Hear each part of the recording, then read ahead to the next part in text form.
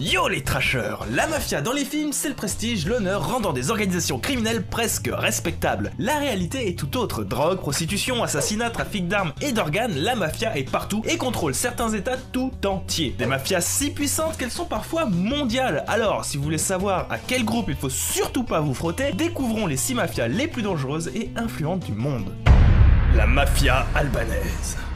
Certainement l'une des mafias les plus dangereuses pour nous puisque la plus virulente en Europe, n'orage l'Italie, et contrôlant en 2009 près d'un tiers de l'économie albanaise. Constituée de 15 clans répartis sur l'ensemble du territoire albanais, sa proximité avec la mer Méditerranée en fait une organisation illicite internationale solide. Elle est une des organisations criminelles nées du vide de pouvoir résultant des guerres des Balkans et qui est basée sur un code d'honneur assez strict, le Kanun.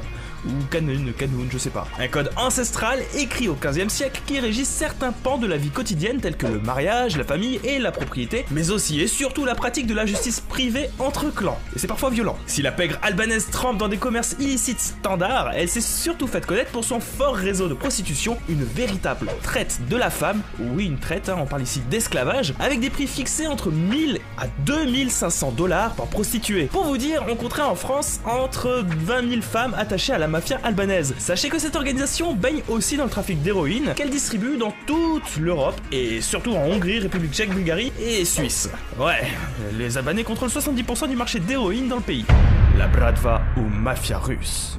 Une des plus célèbres mafias au monde qui contrôle tout de même près d'un quart du territoire russe. Ouais, un quart, non mais vous avez vu un peu la taille de la Russie? Un quart c'est genre très gros. Elle serait composée de près de 300 000 membres pour autour de 450 groupes différents. Trouvant ses origines dans la Russie tsariste, c'est principalement dans les goulags qu'est née cette mafia surpuissante et regroupe des individus de différentes nationalités issus des républiques de l'ex-URSS. Russes, tchétchènes, géorgiens, ukrainiens, etc. C'est lors de la chute de l'Union soviétique que la mafia russe a acquis sa renommée et sa puissance en profitant des faiblesses d'une Russie détruite par 60 ans de communisme et infiltrant les affaires politiques du pays. Si les différents commerces illégaux comme la prostitution, les stupéfiants, la contrebande, etc. sont des poids financiers importants des mafias russes, le racket et le blanchiment d'argent sont leurs spécialités. En effet, elles brassent des milliards de dollars grâce à d'importants montages fiscaux et une multitude de compagnies offshore, le tout soutenu par quelques banques qu'elles possèdent, tout simplement. Aujourd'hui, on parle d'une pieuvre russe tant ces affaires-là rapportent et ont tendance à être tentaculaires de par le monde. Oui, parce que le blanchiment d'argent, s'il est illégal, a un pied dans la légalité. C'est là toute la finesse du truc et toute la difficulté qu'ont les organismes de justice pour endiguer le phénomène, d'autant plus quand on connaît la force de corruption des mafias.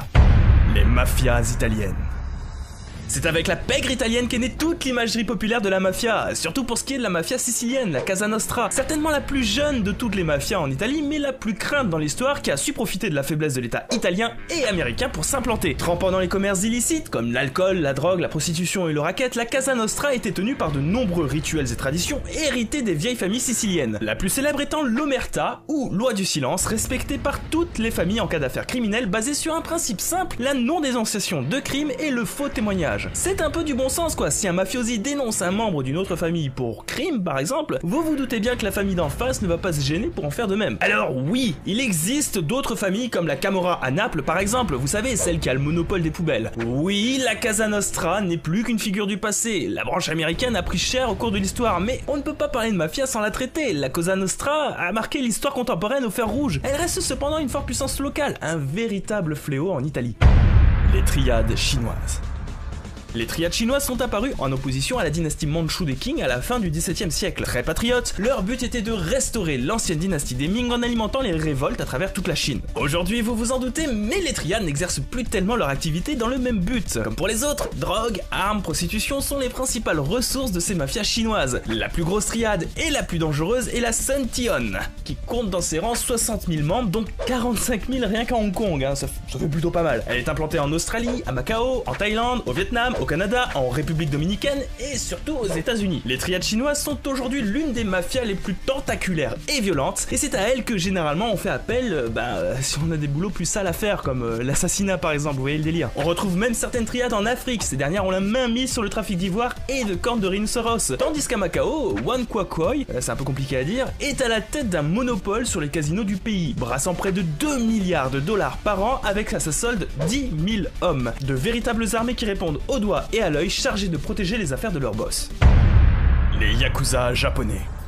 Saviez-vous que les Yakuza sont des descendants des samouraïs? Enfin, pas tout à fait, si beaucoup de groupes de Yakuza se revendiquent de cette lignée, cette mafia est en réalité formée grâce à de nombreuses milices nées des suites de la démilitarisation du Japon de 1603, la Pax Tokugawa, durant laquelle les samouraïs, sans maître, se mirent à faire pour certains des méfaits un peu partout. Les Yakuza se forment donc, s'identifient à des machiyako, littéralement des défenseurs d'opprimés qui, dans les faits, défendent davantage leurs propres intérêts, et ça n'a pas beaucoup changé depuis. Évidemment, les origines des Yakuza, vous en avez plein, et le groupe lui-même joue de ses origines multiples pour se donner une crédibilité. Aujourd'hui, les Yakuza sont une mafia qui pèse très lourd dans l'économie japonaise. Ce sont près de 85 000 membres répartis en 4 grandes familles, dont la plus grosse et la plus célèbre est celle des Yamaguchi-Gomi. Cette armée est fortement intégrée dans l'économie japonaise, car si elle exerce un commerce illicite, elle a aussi un pied important dans des activités légales, certains Yakuza ayant même pignon sur rue. Ce qui détonne le plus avec eux, c'est leur code d'honneur, certainement le plus strict de toutes les mafias, fruit d'une histoire riche et d'origine nippone déjà bien sévère à la base. On retrouve aussi à la tête l'Oyabun, le parent dont ses fils doivent lui jurer obéissance et fidélité en respectant le Goduko, la voie de l'extrême, et le Ninkyudo, la voie chevaleresque, soit 9 commandements sacrés. Si l'un d'eux n'est pas respecté, le Yakuza a l'obligation de s'amputer un doigt. Ouais,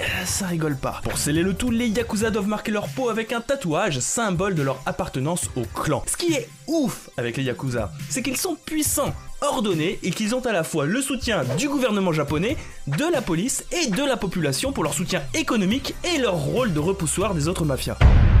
Les cartels sud-américains.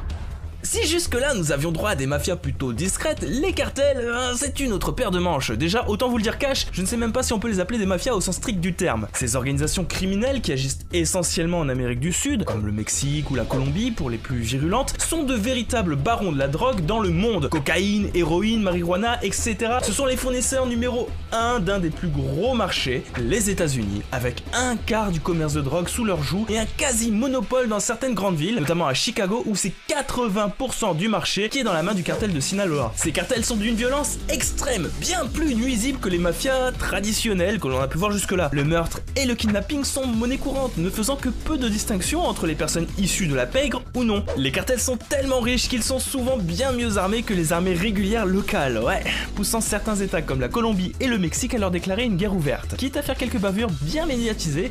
Coucou Florence Cassé. Enfin bon, c'est généralement beaucoup de vent brassé pour pas grand chose. Les cartels, si très bruyants, ont également beaucoup de politiques locaux dans la poche. Et si l'apparence c'est la guerre, sachez qu'en Amérique du Sud, le trafic de drogue n'a jamais été en aussi bonne santé et en aussi grande croissance. Le reste.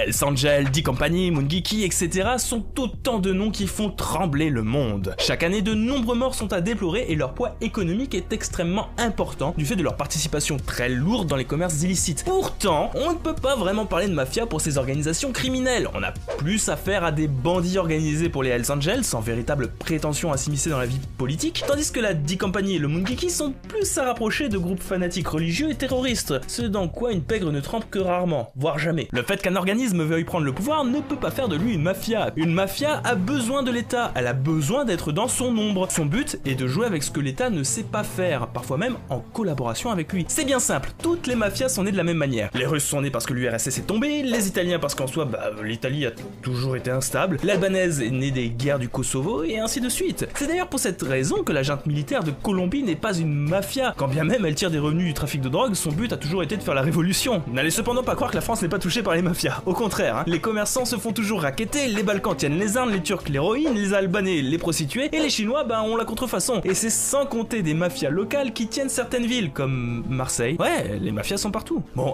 on se calme, hein, c'est pas la mer à boire, et pour se détendre un peu, je serais quand même curieux de connaître vos œuvres de fiction préférées qui traitent de mafia. Pour ma part, j'ai du mal à choisir entre le sublime Parrain et le très con Reborn. N'hésitez pas à lâcher les pouces bleus, à vous abonner et à partager la vidéo partout, parce qu'en vrai c'est ça le plus important. Nous, on vous embrasse très fort, à la semaine prochaine, ciao.